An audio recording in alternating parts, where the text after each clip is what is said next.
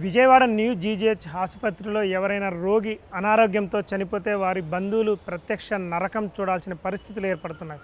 ఎందుకంటే ఈ ప్రభుత్వ ఆసుపత్రికి వచ్చేవారు ఎక్కువగా పేదవారు, దిక్కు ముక్కు లేని వారు మాత్రమే వస్తుంటారు. ఇక్కడ ఎవరైనా చనిపోతే మాత్రం ఆ యొక్క శవాన్ని స్వగ్రామానికి తీసుకెళ్లాలంటే ఇక్కడ వేల రూపాయలు చెల్లించాల్సిన వస్తున్న పరిస్థితి నెలకొంది.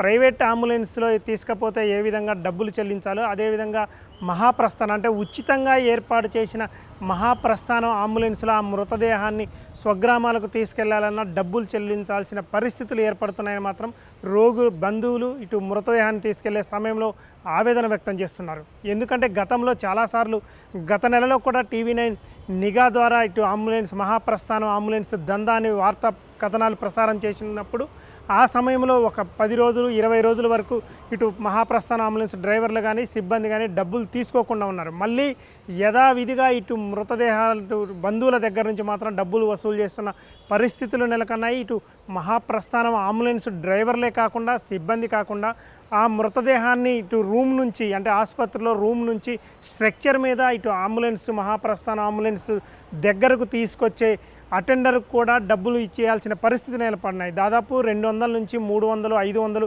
వారి ఇష్టం వచ్చిన రీతిలో ఈ స్ట్రక్చర్ బాయ్ కూడా డబ్బులు వసూలు చేస్తున్నాడు. దాంతోపాటు అక్కడి నుంచి ఇటు స్ట్రక్చర్ మీద నుంచి మహాప్రస్థానం అంబులెన్స్లోకి ఎక్కించిన తర్వాత అంబులెన్స్ డ్రైవర్ కూడా ముందుగానే చెప్తున్నారు. ఎందుకంటే మేము అంబులెన్స్ క్లీన్ చేయాలి, అంబులెన్స్ మెయింటెనెన్స్ ఉంటుంది. దాదాపు దూరం బట్టి అంటే తిరువూరుకి అయితే 1200 నుంచి 1500 వరకు, అంతకంటే దూరం అయితే ఇంకా కొంత 2000 నుంచి 3000 కూడా డబ్బులు ముందుగానే అడిగి ఆ తర్వాత మీ ఇష్టం ఉంటే ఇవ్వండి లేకపోతే డిమాండ్ లేదని వారిపైన ఒత్తిడి తీసుకొచ్చి మరీ అంబులెన్స్ డ్రైవర్లు డబ్బులు వసూలు చేస్తున్న పరిస్థితులు నెలకొన్నాయి. దాన్ని కూడా TV9 నిఘా ద్వారా మాత్రం వెలికి తీసిన పరిస్థితులు ఇక్కడ ఉన్నాయి.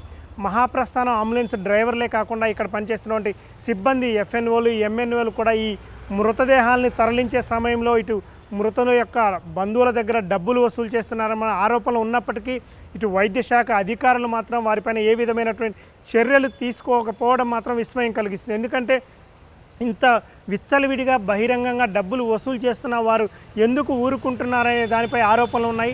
వారికి కూడా వాటాలు ఉన్నాయని మాత్రం ఇక్కడ ఉన్నటువంటి సిబ్బంది మాత్రం గుసగుసలు వినపడుతున్నాయి. ఎందుకంటే ఇంత బహిరంగంగా డబ్బులు వసూలు చేస్తుంటే వారు ఎందుకు ఊరుకుంటారు? ప్రతిరోజు కూడా వారికి మినిమం ఇంత అంటే పై అధికారులకు ఇంత డబ్బులు ఒప్పజెప్పాల్సి ఉంటుంది.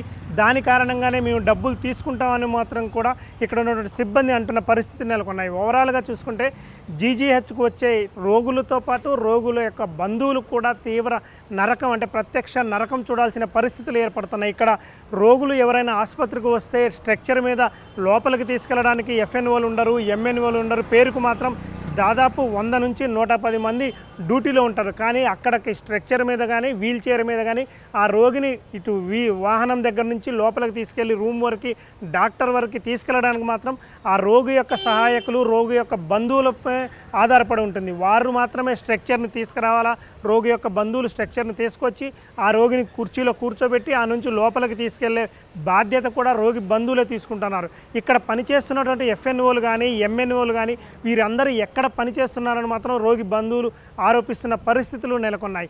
ఇకనైనా రోగులను ఇటు స్ట్రక్చర్ మీద కానీ వీల్ చైర్ మీద కానీ లోపలికి తీసుకెళ్ళడానికి FNOలు MNOలని ఏర్పాటు చేయాలని మాత్రం రోగుల బంధువులు కోరుతున్నారు. దాంతోపాటు ఇక్కడ ఎక్స్రే మిషన్లు కానీ స్కానింగ్ మిషన్లు కానీ ప్రతి నెల కూడా ఏదో ఒకటి మూలనబడుతున్న పరిస్థితులు నెలకొన్నాయి. వాటిని కూడా సకాలంలో రిపేర్ చేయించాలని కోరుతున్నారు. ఎందుకంటే ఇక్కడికి వచ్చేది దాదాపు పేద రోగులు వస్తుంటారు, డబ్బు లేని వారు వస్తుంటారు. వారు ఇక్కడికి వచ్చిన తర్వాత స్కానింగ్ కానీ ఎక్స్రే కానీ తీపించుకోవాలంటే మళ్ళీ డబ్బులు పెట్టి ప్రైవేటు ఇటు స్కానింగ్ సెంటర్లకు వెళ్ళాలంటే అది వ్యయ ప్రయాసాలతో కూడిన పని. అందుకని ఇక్కడ పేదవారికి ఇటు స్కానింగ్ సెంటర్లు కానీ ఎక్స్రేలు కానీ అందుబాటులో ఉంచాలని మాత్రం రోగుల బంధువులు కోరుతున్నారు.